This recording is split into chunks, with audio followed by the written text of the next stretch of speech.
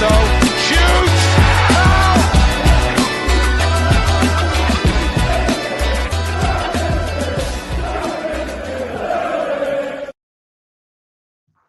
Well, good evening, everybody. You're very welcome back to Leeds Bros. Hope everybody is keeping and doing well. And welcome back to another episode of Talking Points, where we're going to break down Leeds United's 2-2 draw against Bournemouth on Saturday. A little bit of a kick to the stomach right at the very end, but we're going to break it all down. We'll break it down. We'll go through the goals, first half performance into the second half, and then our standout players. But before we do get into the video, guys, please make sure you're giving it a big thumbs up. And, of course, hit subscribe to the channel if you are new here. Please to say we're joined by our brother Dylan, as always. And Stephen is back for the second round. He enjoyed the first one so much. He's back in for another one. So make sure you're giving it a big thumbs up. But, Stephen, we'll pass it straight over to you. Obviously, we were over at the game on Saturday. Thoughts? Happy enough with the point, or should have been more? Should have been more, but happy walking out of Elland Road in a weird way.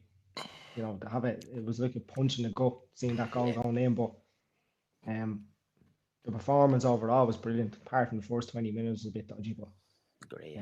no, people keep saying if you had to give me a draw at the start, I would have taken it, but we deserve to win. And I walked down Elland Road with the thought that this is a team that I don't think is going to get relegated, to be honest with you. Looking at the way we performed, and you know, Elland Road was a hopping, and it was again, it was heartbreaking to see it, but the performance was brilliant. So yeah, you can't kind of be too downbeat, Stephen, because obviously we were in the Friday night, we're obviously in the Millhall Arms, and you're talking to fellow Leeds fans, and you know they're saying a draw tomorrow wouldn't be a bad result, and the same as well in the Peacock before the game. You know, most Leeds fans were saying we're obviously talking to Mighty from Imagine Up in Leeds and his mate Priestley and Kerms and that as well. We were talking to a good few Leeds fans, and we all kind of had the same metric, and even Heidi was the same as well, that you know, a draw wouldn't have been a bad result, but it always is. It's the way the game went. You know, it felt like a Wolves to me, you know, similar, going the goal down, fighting your way back into the game. But it always kind of felt like we needed that third goal, didn't it, really, to kind of put it to bed? Because in fairness to Bournemouth, we know how well they're shaped up, aren't we? And they have a very, very good manager in Iriola there. And it always felt like we just needed that third goal to really seal it, which obviously never came, and it was a couple of wasteful chances. And then look, it's the Premier League, lads, isn't it? I think in the Championship, you get away with it like that, you know, you can sneak through, but in the Premier League, you know, it's just a couple of seconds. And then really after they got the equaliser, lads, I was kind of fearing them, because it was still, you know, 90 odd seconds to go in the game, and they were pushing forward then to try and win it. So when the final whistle kind of went down at full time, it was, you know, not bad. Could have been 3, but look, it's 1, and it's not too bad. So yeah, I'm the same as you. It felt like a little bit of a loss kind of coming out of Elland Road, but yeah, by the time we flew out late last night, the flight was out at 12 o'clock last night home. By the time it was on the plane on the way home, I said that's a decent point. You know, you backed that up with a win at Wolves. Obviously, Spurs next, if we can take another point in that, and then on to Burnley. So it's not too bad. It's about picking up as many points as we possibly can. And you said it as well, Stephen, over a year unbeaten at Elland Road. That's absolutely fantastic. You know, if we can keep that going in the Premier League this season, like, that's fantastic. So yeah, not too downhearted about it. Dilo, what about you? You were at home watching it. Unfortunately, you didn't get to go to Leeds this time, but thoughts on the game overall initially? Yeah, well, annoyed at the fact that I wasn't there other than that, but you know, I was chewing the jaws at myself knowing that you were there and I wasn't. You know, and I missed the first 5-10 minutes of the game. Yeah. From that, I won't even get into that, because it got a bit heated. But other than that, it was look, at the start, I said a draw would be grand. And I think I made that clear on video and to yourself and in person, Darren, and other Leeds lads as well. And to be honest with you, Elland Road's a fortress. It's where we make most gains of our points throughout the season. But it feels like a little bit of a sting, going back to what Stephen said there, that we didn't. Like, I could only feel for you boys coming out of the stadium going, you know, the atmosphere behind itself, you know, the beforehand with Johnny Giles, obviously we'll get into that. Brilliant. Just all that kind of camaraderie and hype around the game. But a point is a point. And that could be a crucial point towards the end of the season. I know you could say, you know, we lost out on points as well, but I was really, really happy with the performance, lads. It's been a big step up, and each week that's going on, I can just see improvement after improvement after improvement. And that's the way that I'm looking at it. If I'm being completely honest with you, I think what went wrong there was the subs. I'm being honest. I think that for me, watching it, I don't know about you because you were obviously at it, but from seeing it on the telly, they kind of stepped up their game towards the last 20 minutes, Bournemouth, and Leeds just seemed to be, not second every ball, but just you could see them slowing up. One person in particular should have came off way earlier than expected, and that's Calvert-Lewin. He didn't do anything wrong. You just knew by him. Yeah, 100%. And he was hovering above him. He was hovering above him. Totally different opinion. I thought the sub shouldn't have been made. Well, there's that as well, but like it was the wrong time for him to make the subs. From Calvert-Lewin, I thought he just looked knackered. Like it's not that he knew any. He played brilliant. If you want to do it earlier. Don't do it. Yeah, of course. Yeah, of course. The commentator did say as well, whoever it was, you don't make a sub from a set piece from when they were coming on the attack. And I think that's just something, we lost the head. You're trying to look where am I meant to be, where is someone else meant to be, what are we doing, sort of narrative.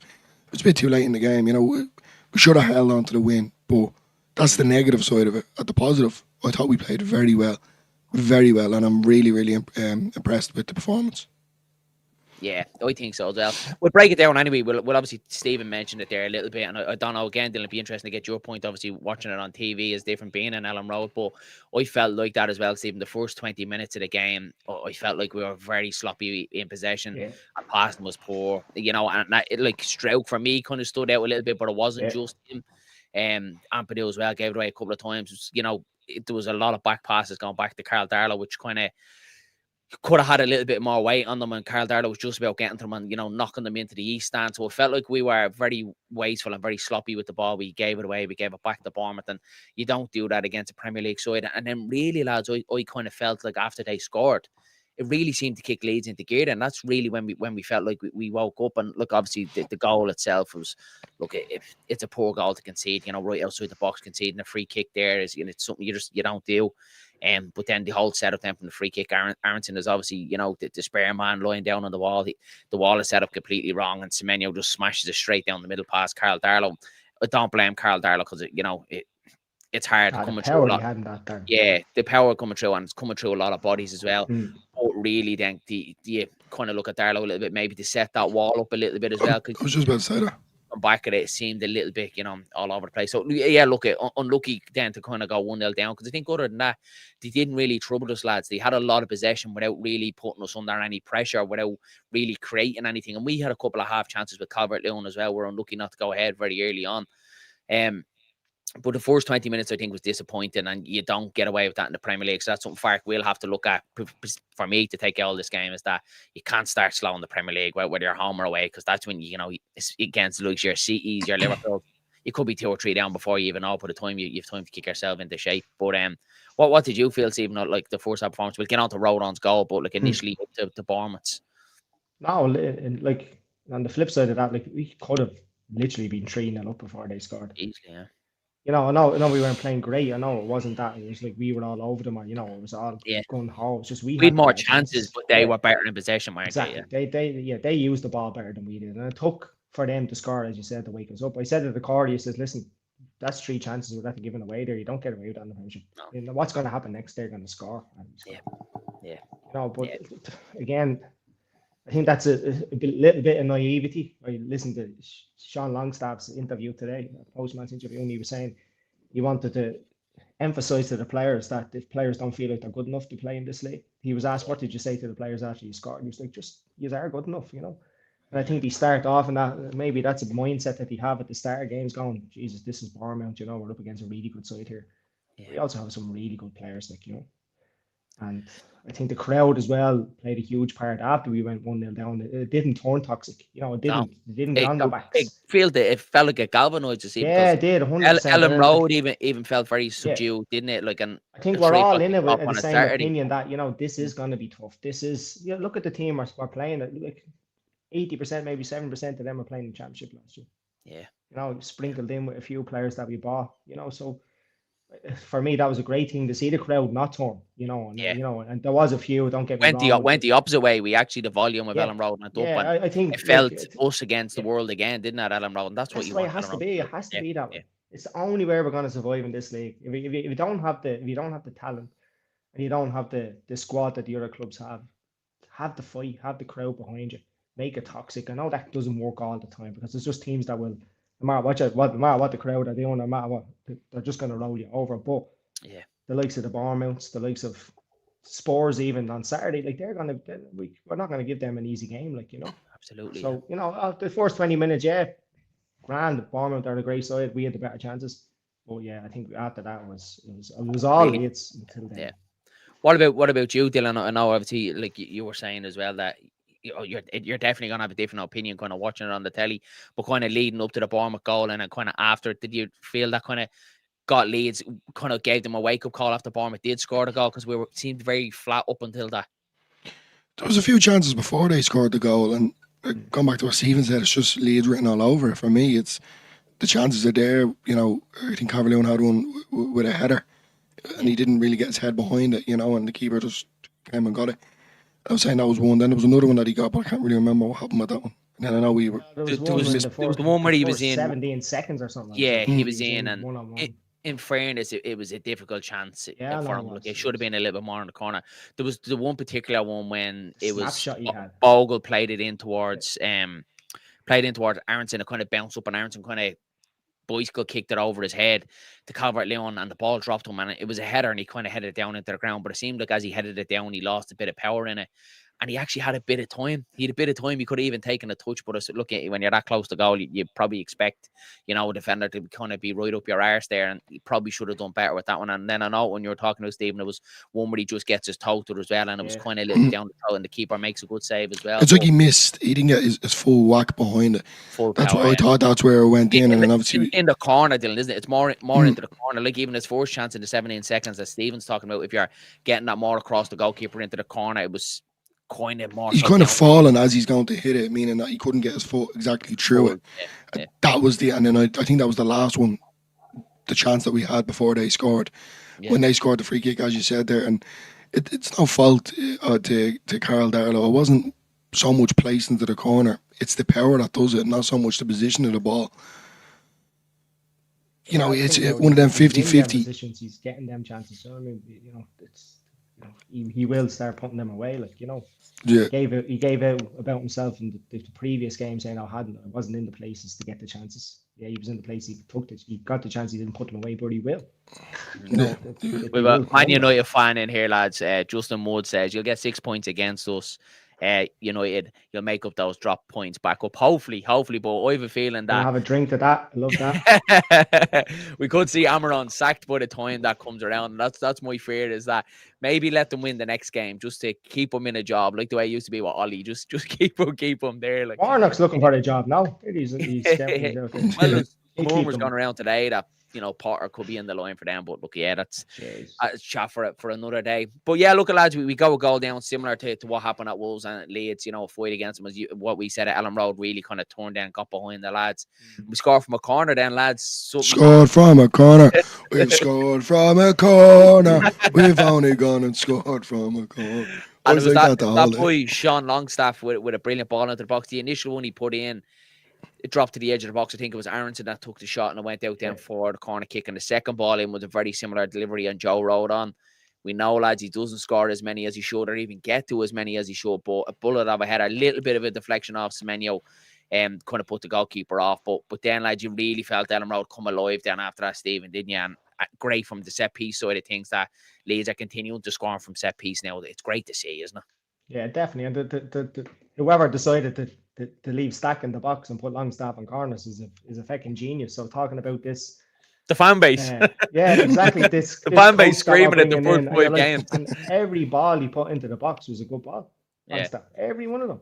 Yeah, you know, and we were saying that surely you have someone there that's a little bit smaller than Anton Stack that can put a decent ball into the box. It's like, because if you're the defender of the opposition team and you see him standing beside you, like, even if he doesn't get to the ball, he's just a distraction.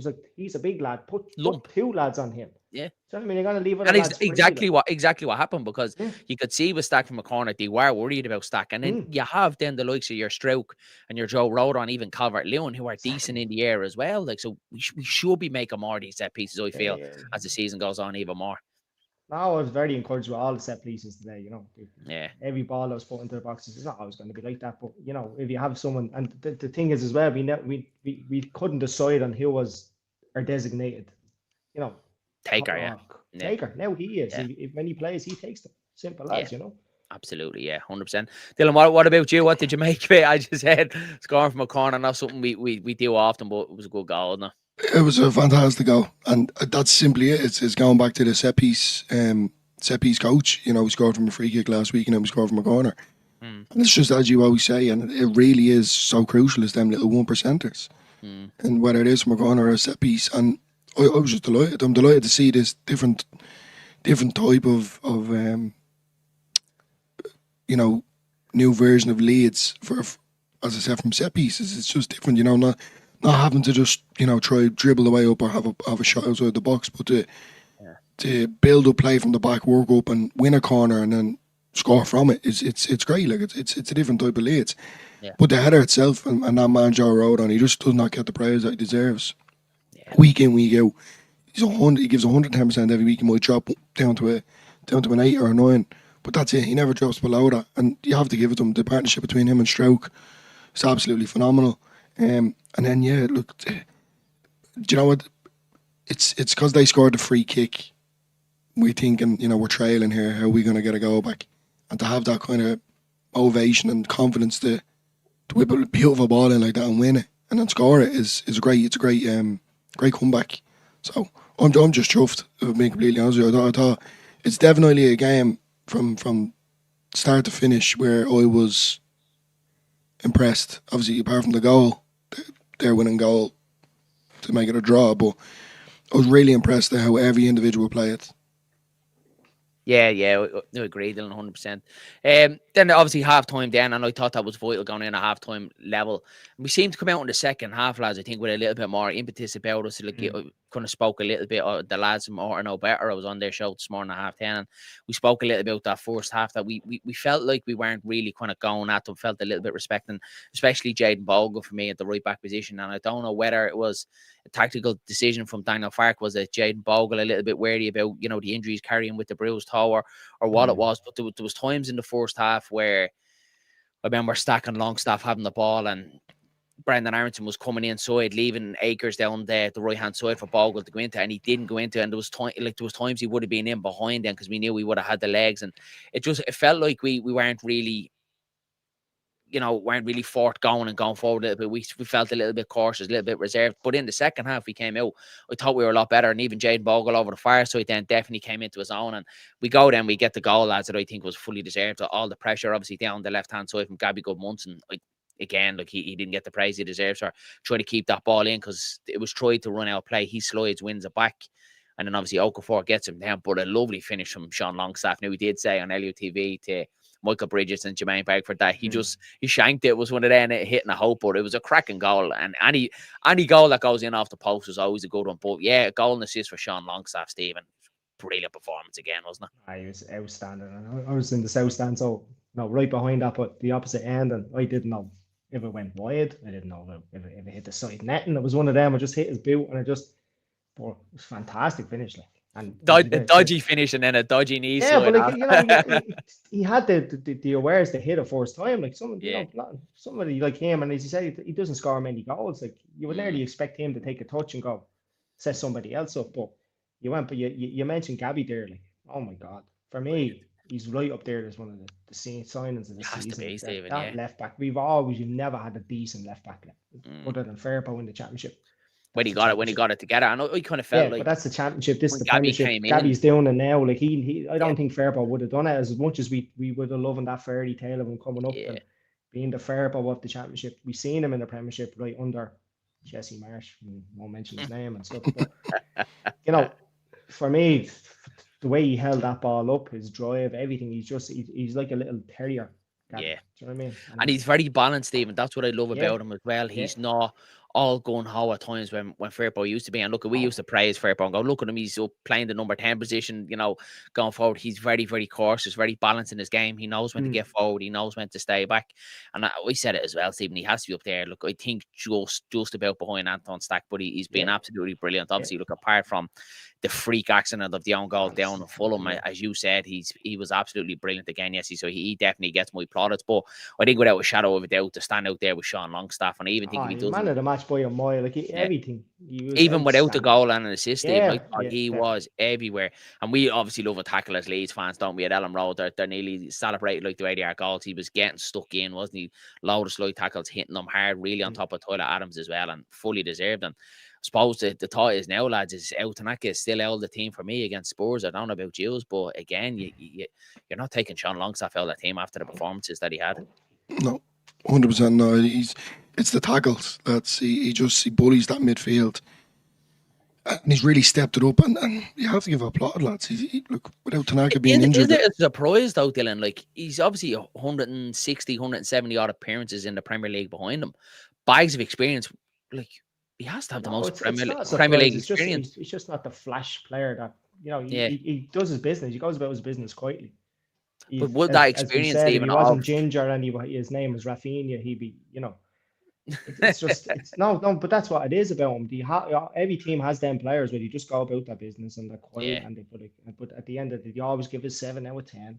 Yeah. But then, they're not, they never get the highlights or the plaudits that they deserve. He was a great signing, Premiership proven, as you said, how many appearances for Newcastle. It was 170, I think I seen it, I think it was 170, and that's what I think is massive as well, because we are really lacking that, lads. When you do look at it, and you mentioned at the start of the show, Stephen, is that a lot of these players are coming up from the Championship with the question mark of the step up to the Premier League, and obviously, like you mentioned it there, when Sean Longstaff comes in, it's not the big flashy sign and what we all want, but again, another one has done the right. We're talking about Stack, we're talking about good months, and again, Sean Longstaff for what he's done coming in, I think is absolutely fantastic. And I said now he's keeping out Tanaka all the team. Like who would have said that at the start of the season? Oh, definitely. And Tanaka, I think will get his chance. He will. It's a long season, and players will get injured and stuff. But I don't think Tanaka is the same type of player as Longstaff is. Tanaka is totally different. Yeah, it's totally different. We played Tanaka at certain times last season in that defensive role, but he's not that defensive player. He's more. He likes to get the ball. He likes to do a turn. He likes to. We've seen the goals he scored last season, but this is what's given me the most confidence of this season, is that to think we have a Tanaka sitting on the bench, we have a Dan James sitting on the bench, that these players that we have, and we still have a January to come, which the 49ers, I know they let us down at the end of this season. The transfer window. Oh yeah. They're gonna see the regression that we're having. We're gonna go through patches where we're not gonna win games. Let's be honest. We're gonna go through patches where we'll scrape through or we will win, but it's having JJ on the bench, having these options. We didn't have options, so that's for us to be sitting here and talking about Tanaka going, well, last season he just would have been in the team, and that's it, because we know him better. Now we have better. But we also have him that can come on and play as good, so it's all positive for me. It's competition, Stephen. Competition, exactly. Yeah. Absolutely, competition, yeah.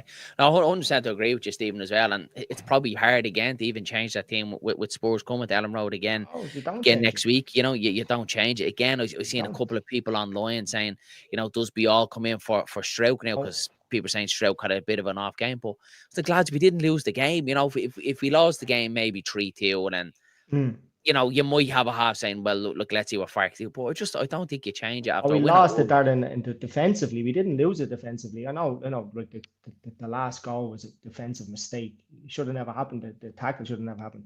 My gripe with Strouk was his forward play. His forward play, yeah. I agree, yeah. So who's to say Bial is a better forward player? Like defensively, Strouk done nothing wrong. So why bring him in? Why bring another defender in? It doesn't make sense to me. It's when he starts performing badly in that aspect. Well, then you do. You totally change it if you have to. And just because he's the shiny new toy, and Dillo, like you as well, and it's the same situation with Lucas Perry and Carl Darlow, is that when Lucas Perry is fully fit, you need to get back into this team on merit, not on your price tag. And it's the same with Bial, isn't it? Is that he's just going to have to bide his time. Stroke gets injured or has a bad performance. The same for Rodon as well. You could see him coming out. That's when he gets the opportunities, and then it's up to him to grab it with both hands and take that short and say, I'm not giving it back to you. And you mentioned it there, lads, that word competition is massive. That's what pushes teams on. If you're, if a player's getting an opportunity when the team isn't doing well and underperforms again, that's when, there's a problem on your hands. So I think it's brilliant. Brilliant to have competition in any team. It's simply down to what Farke sees in training, week in, week out. Obviously, he mentioned about Bournemouth, that to a certain degree, you just feel sorry on him. It's not ideal to bring, Bial and Borneo as well. Like, you can only bring a certain amount of centre halves with you. Yeah. But it's very obvious, lads. Rodon and Struijk are just to a brick wall together. It's as simple as that. And, Stephen hit the nail on the head there about Struijk, forward play sometimes. It does lack. When we are on that kind of panic stations, everyone's back behind the ball. Struijk does seem to give the ball or kick it out play an awful lot.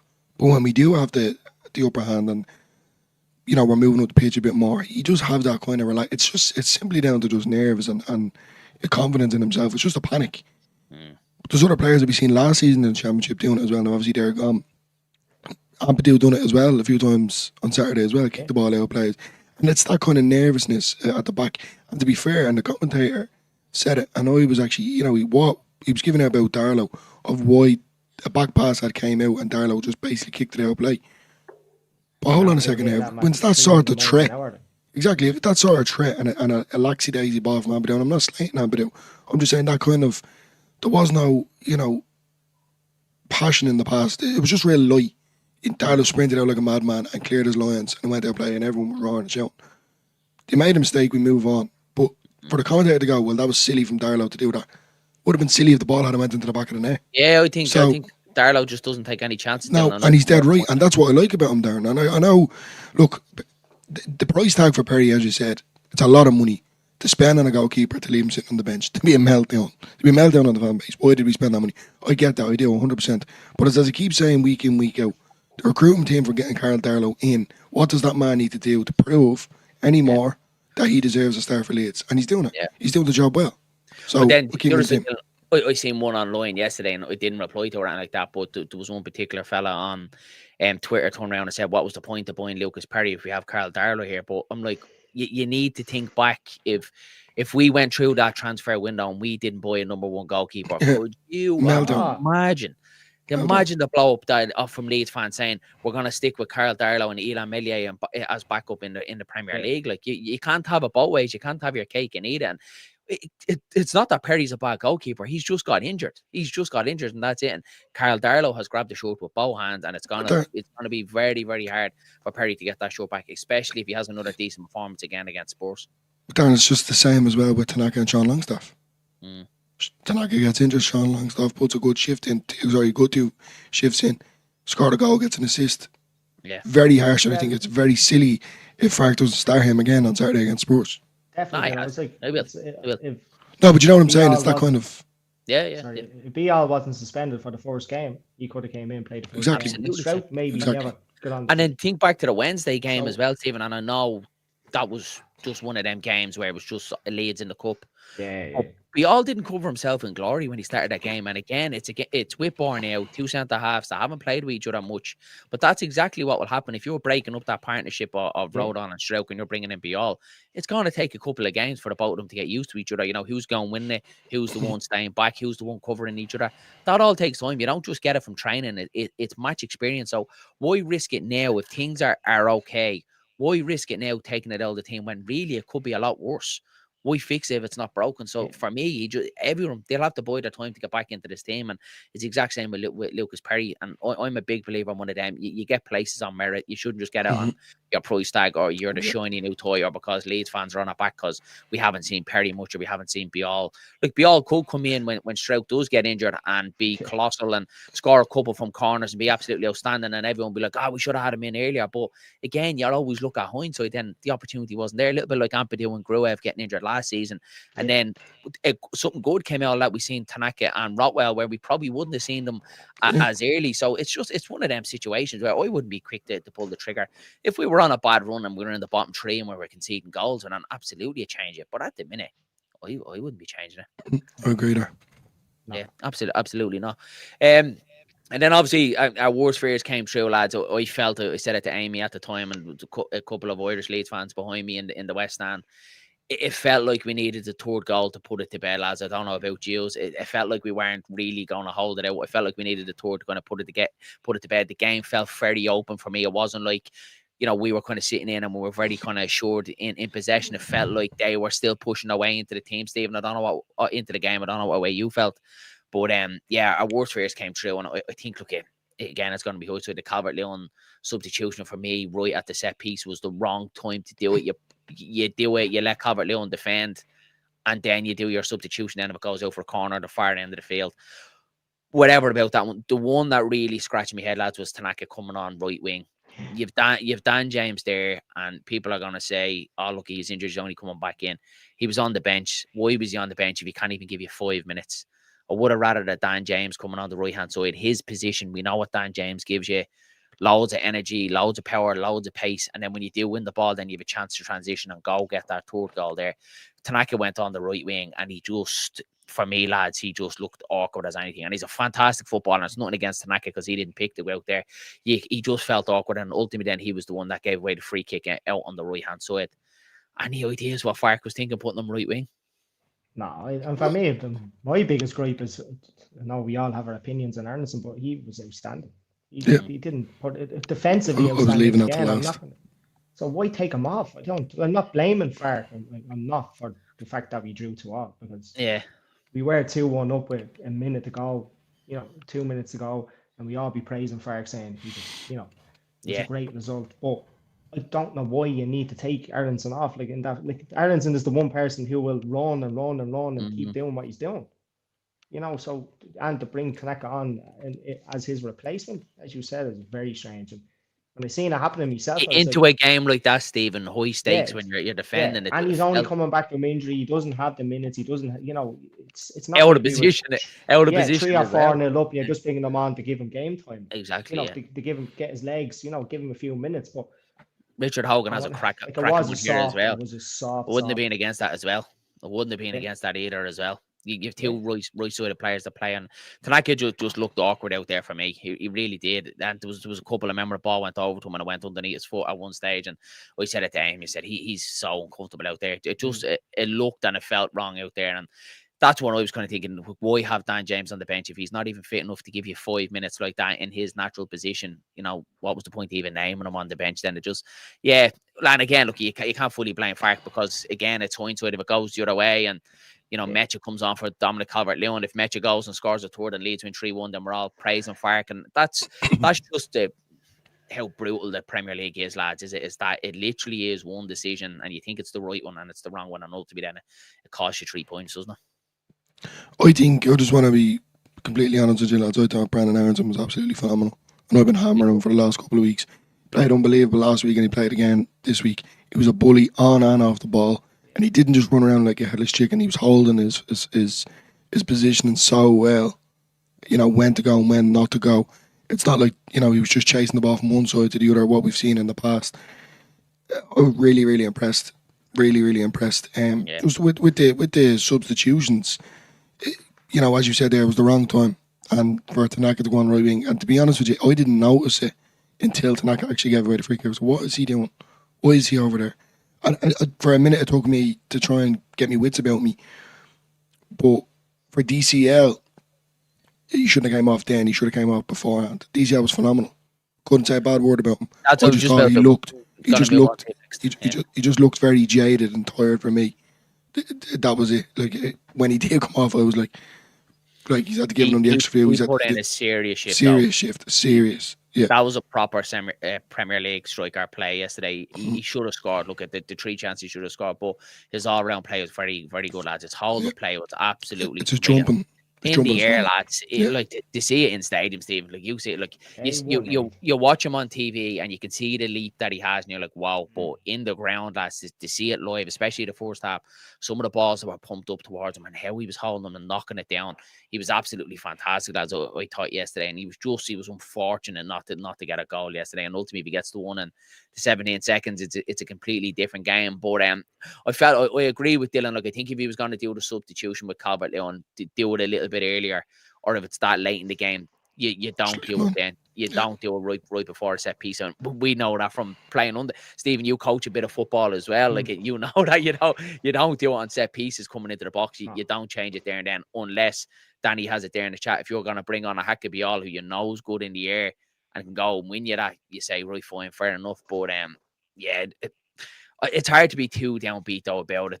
we'll speak about the Bournemouth fans a little bit, because I don't know about you lads. The way they were going on after the game was we were leaving the West Stand. You swear they were after winning the World Cup. That was like their cup final. It was like we were all walking out giving it's 2-2, lads. They were singing Leeds are falling apart. They were like, it's 2-2. You've drawn 2-2 with a newly couldn't promoted sell out club here. their away quote and then around like shut up, like, do you know what I mean? Come on, like, no fluffing about with Stephen. No, like shut up, like, you know, a small time London club, they're a good side, but like, they had that day out and then around. They were lucky to get out there with a draw yesterday. Lads, I just want to say, look, I don't know about you because you've seen it. That tackle that Amadou left on Adams. Ah, yeah. I swear to God, honestly, that was the best thing I ever seen. Yeah. There was goosebumps in my arm, man. I felt like I was on the pitch. We waited nearly the whole match for it, didn't we? It was just like, well, someone just smash him now so we can share it. Like, but he didn't really do much in the game. Tyler Adams, for me, like he got it and moved it, and he done basically what he done it for us against Leeds. He wasn't anything special. 5-yard passes left or right. That's about it. That's the whole thing. Like if you're offering me right now, Tyler Adams or Ethan Ampadu, I'm taking Ethan Ampadu every day of the week.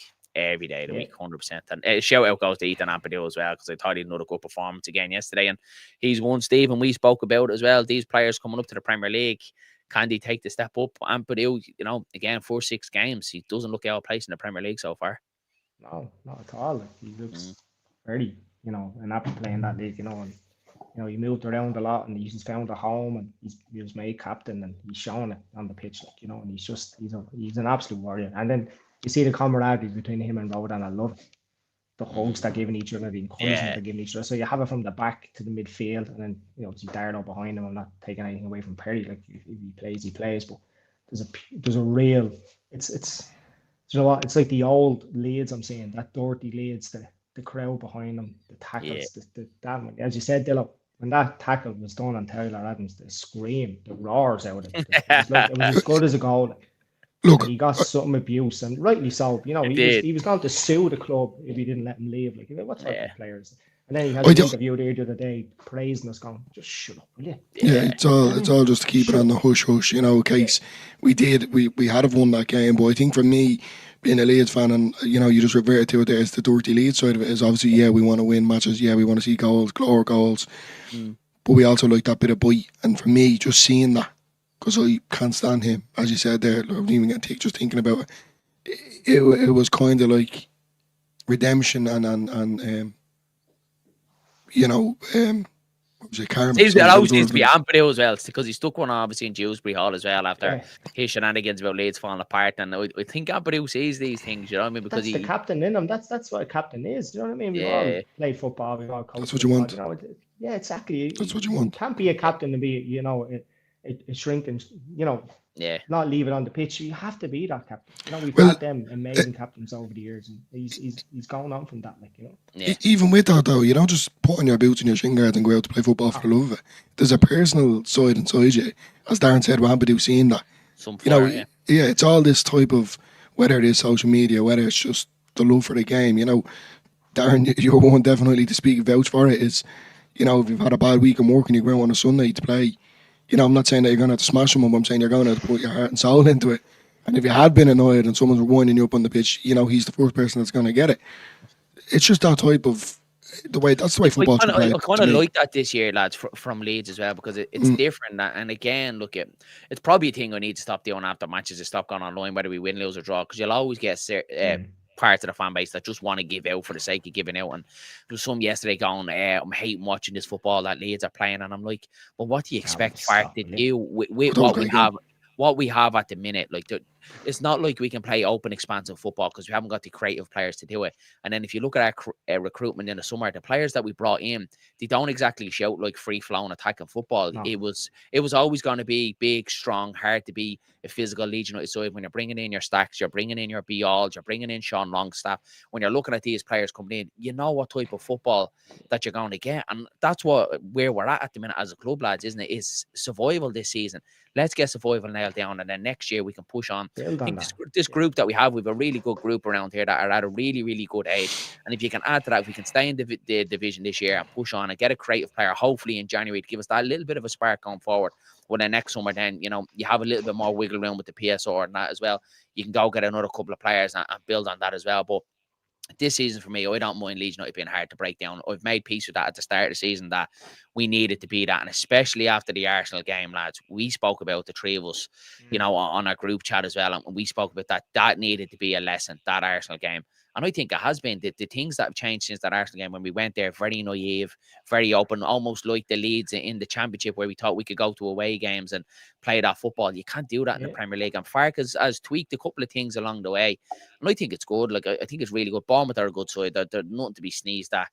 Yeah, we just continue with the way that we're going. And it's always just looking at that gap from the bottom three. I think it's 4 or 5 points now at the minute. And just keep that all season. Yeah. Try and finish as high as you possibly can. But it's keeping that gap, lads, isn't it? Yeah, well, for me, it's like we're playing Spurs on Saturday, so like, there's no disrespect to our squad, but the Spurs squad is far superior than theirs. Absolutely. So they're going to come to Elland Road, and we need to get them to play on their level. We need to bring them down a few pegs. We need to play. You know, we can't play football against them. We can't to a certain extent. You know, we're not playing Bielsa ball. You know, that's not what we're doing. So we need to get them down to our level. I know that sounds disrespectful to our team, but that's where we are. It's reality, Stephen. It's Yeah, reality. that means playing it safe, getting stuck in like we did against Newcastle. You know, fighting a battle. Like we could have got a goal against Newcastle. You know what I mean? We could have won that game, and that's what we have to do. And that's just. And as you said, I'm happy with that.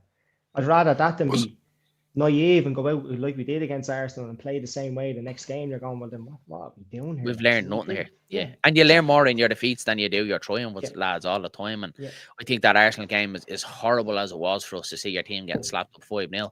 I think there's a lot of positives that came from it, because even the little thing, look, we haven't got Perry and goal now, Stephen. We were at the Newcastle game and Perry wasn't messing around with at the back. You know, there was none of these kind of short passing, you know, putting ourselves under pressure. It was, the ball was coming back to Perry. He was pumping it along, you know, and playing the safety game. And I'm fine with that this season. It's not the type of football that I want to see long term for Leeds United. It's not. But it is the reality of where we're at now. And especially with the group of players, with the deck that we have, that's the type of game that we're going to play. And if there is a few creative players in there, don't get me wrong. We need Okafor, I think, to create a little bit more. I was a little bit disappointed with him. If there was one player I could say I wanted a bit more of, give me the ball, the Somerville kind of side of it, give it to me, I'll make something happen. I want a little bit more of that from Noah Okafor. But I think in January, if we can look at just getting a little bit more creative going forward, I think it'd be fine. But I'm really, really positive after that performance, lads, on Saturday. I thought it was very, very good. And right now, at this moment, after 6 games, 8 points, I don't see Leeds United going down. I think it could come back to bite me, but the way we're playing, I think it won't. Was it Arsenal, Newcastle, and then Fulham? Yeah. I think with Newcastle, it's just, I'm not trying to put negative spin on it. I thought Newcastle was phenomenal. I thought as you said, Stephen, we gritted out a draw. We could have won it, but I thought we played very well. And you know, I've seen a lot of people on social media saying, you know, that wasn't Newcastle, and you know, he's played a poor side, and I don't agree with that sort of stuff. It kind of wrecks me head. At the end of the day, it's 2 teams battling whether you're from the bottom of the league, newly promoted, or you've been in Champions or Europe, whatever it may be. It's as simple as that. But going into Fulham, obviously we should have won that game as well. Let's be honest, that was a very frustrating game. And then Wolves, obviously, we bounced back, great win. And now we've done it against Bournemouth. I just hope now the psychological effect for the boys going into Spurs on Saturday with the moral, you know. And as you said there, Stephen, going back to Sean Longstaff about saying, you know, some of the boys are saying, you know, are we good enough for this league? Are we kind of capable of doing it? And for me, they are 110%. Belong. Yeah, 100%. It really feels like we belong, lads. It really does. I know it's only 6 games in, but there's a lot more worse teams in this division right now than what I thought it would be. So yeah, look, I think it's brilliant. And then again, we're still having this metric as well of comparing ourselves to Sunderland as well. Like, there's not much in the difference at all. Like, if it's literally a kick of a ball, you get a draw away. You know, at Fulham, like what you said, Stephen, we were unlucky not to beat Newcastle. It's all just been these fine lines in the Premier League that we've all seen. We're not naive enough. Look, we've been out of the Premier League for a long time, but we've all watched Premier League football. We know how bad it is, that it literally is kicking the ball. It's always fine lines all the time. So yeah, I've been really impressed, lads, with the start of the season. And if you had said this at the start with our opening fixture, said we'd be 8 points, 11th in the table, 4 or 5 points ahead of the relegation zone. We said, yeah, Yeah. take it absolutely. And Definitely. Spurs at Elland Road next week, lads. Look, yeah, it's an opportunity to obviously put a smile on all our faces if we can get 3 points. But if we are realistic, you probably expect Leeds to lose the game, and it does feel like a bit of a free hit, doesn't it, lads? Like And apart from it being 12:30 an early kickoff, we've seen that before. How it is with Leeds. Reception Rusty Archie's gonna get. Tinkan mentioned it there as well, and Spurs are playing in Europe on Tuesday night as well. Yeah, And I've seen that. Danny's saying it's only in Sweden, but it's still a 90-minute match. It's still the traveling over there as well. So a chance that they're playing in Europe as well. That we could catch Few them injuries. Loads of injuries, and then Burnley up next. But yeah, look, I think we'll wrap it up there, lads. Stephen, any final thoughts before we say goodnight to everybody? No, just honestly, I'm very content with the start of the season, and I'm too, actually happy. To be honest with you, Yeah. Same. I just went into the season feared, and like all of us going, you just don't know what to expect, and but I walked out of Elland Road yesterday, yeah, disappointed as you said, but I sat in the Peacock with you, Darren, that says we're not getting relegated, and I'm of that belief. It's seen what we've seen over these few games, and You're about 10 points deep, though. yeah, well, that was.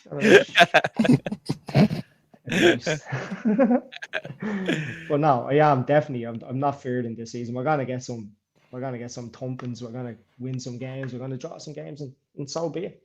That's what we wanted for so hard for over the last 2 years to get out of that championship, and 16 years previous to that. And this is what we have to.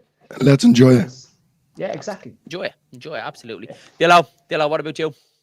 No, yeah, no, I have to agree with Stephen. I have to be honest, lads. I'm not gonna say it's the best performance, but I just thought we grinded it. We stood up to them, and whether it's being at home or not, even with the away games, apart from Arsenal, look, just forget about Arsenal altogether. But I mean, we really stepped up to the mark. Going back to certain players that really stepped it up. Can they make it in the Premier League? And they have. Just a few tweaks there, and that need to be kind of, neutered. Just certain weaknesses, obviously, with the set pieces. Sharper finishing, and then just holding on to that lead, or holding on to that kind of draw, if that makes sense. Just in certain matches, but I thought we done really well. It's positive for me. After when the final whistle went, I wasn't annoyed. I didn't feel like, we missed out. I went in with the mindset going, I'll take a draw. Anything more would have been great. I know when you look at it and you go, that's scoring, and you're smashing the place up. But personally, I'm actually really happy. Yeah, me too. I do want to shout out, I did mean to mention this at the start, but great to see Johnny Giles as well getting the recognition from the football club. Obviously, 3 Irish heads in here tonight. I think most of us have probably ended up supporting Leeds United because of that man, Johnny Giles, and we don't take him lightly over here in Ireland. I know my dad started supporting Leeds because of Johnny Giles being Irish and that Irish connection. And obviously, my dad choosing Leeds. Ended up ultimately me being chosen Leeds. I know Stephen as well said the same thing as well about your dad as well. And obviously Dylan over there is only Leeds because of that as well. So massive shout out to Johnny Giles. And it's great to see the club doing this. For me, probably it needs to come a little bit earlier for these players that are still knocking about. But class to see Johnny Giles getting the recognition he deserves. Probably from what I've heard and any Leeds fans about that generation, and Richard Hogan might be able to tell us a bit more. Probably the best player to ever play for Leeds United, definitely up there with it. So yeah, class to see Johnny Giles getting that. And I do want to say one more thing, and massive congratulations to Jamie as well. Jamie does come on our post-match reactions. He did have a baby on Friday as well, boy Mason, so another new Leeds fan in the world. So congratulations to Jam. I know he's watching this, so I hope the first couple of nights of the babies and nappies and all that, so I hope it's going well for you, pal. But massive shout out. We just want to let you know we're thinking you here on Leeds Bros, yourself and Stacey and all the community. I'm sure are all congratulating you as well, pal. I love that. That it. Right, lads, that's it from us. Don't forget to drop a like on the video and, of course, hit subscribe to the channel. So mind yourselves, mind each other. We'll catch you in the next one.